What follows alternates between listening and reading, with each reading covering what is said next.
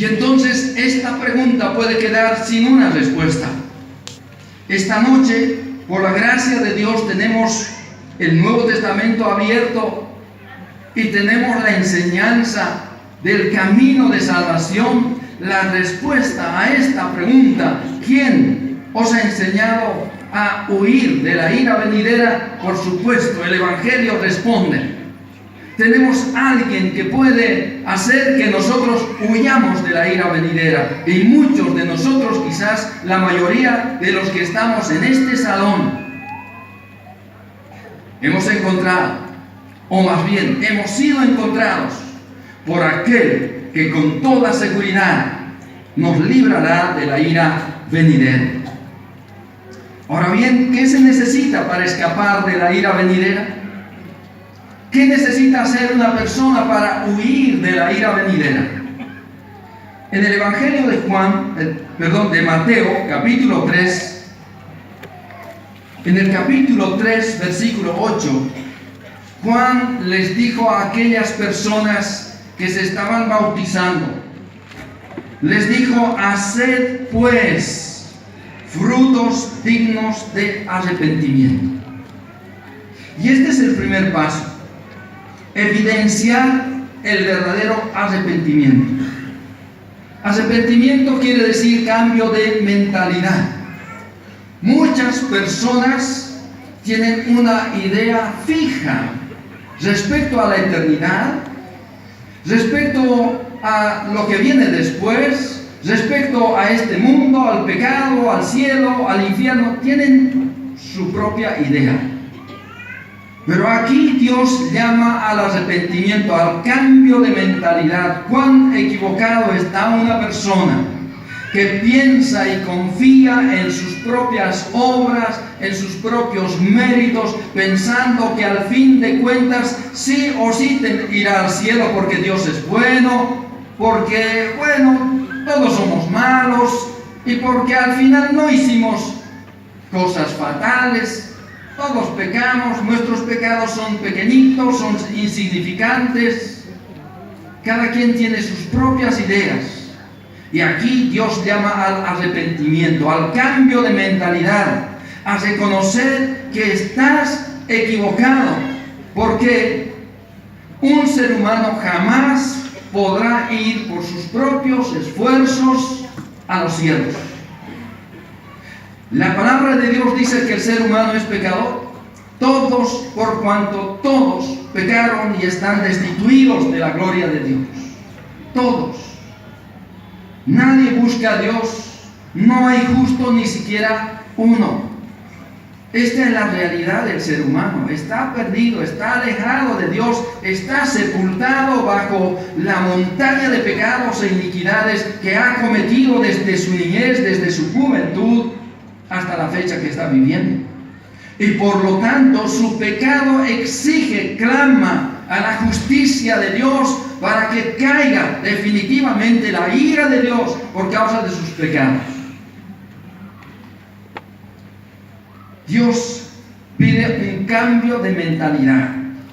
Reconocer que uno está equivocado es el primer paso que puede dar para poder huir, escapar de la ira venidera. Tiene que haber un cambio de actitud, un cambio de mentalidad. En Mateo capítulo 7, en el versículo 20, son palabras del Señor Jesús. Y Él dijo: así que por sus frutos los conoceréis. No todo el que me dice Señor, Señor, entrará en el reino de los cielos, sino el que hace la voluntad de mi Padre que está en los cielos. Muchos me dirán en aquel día: Señor, Señor, ¿no profetizamos en tu nombre y en tu nombre echamos fuera demonios y en tu nombre hicimos muchos milagros? Y entonces les declararé, dice el Señor: nunca os conocí, apartaos de mí, hacedores de maldad. Estas son palabras del Señor Jesucristo. Como personas de su tiempo, contemporáneos de Él, que hicieron cosas en el nombre del Señor Jesús, De pronto cuando tengan ese encuentro con el Señor Jesucristo, Él les dirá: apartaos de mí, no os conozco, hacedores de maldad. Tenía que haber un cambio de actitud y de sentir también. Tiene que haber un cambio de lenguaje. En Efesios capítulo 4, el apóstol Pablo habla de las personas, habla a los cristianos y les dice estas palabras. Efesios 4, 29. Dice: ninguna palabra corrompida salga de vuestra boca, sino la que sea buena para la necesaria edificación, a fin de dar gracia a los oyentes.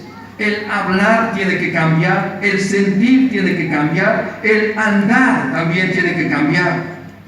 Sí, la conducta tiene que cambiar.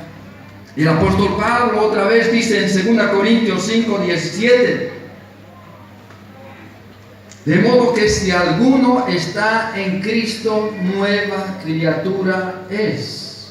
Las cosas viejas pasaron, y he aquí son todas hechas nuevas. Esto es lo que Dios pide en primer lugar: cambio de mentalidad, arrepentimiento. Esto es lo que es arrepentimiento, cambio de mente. Un cambio completo de la visión de la vida.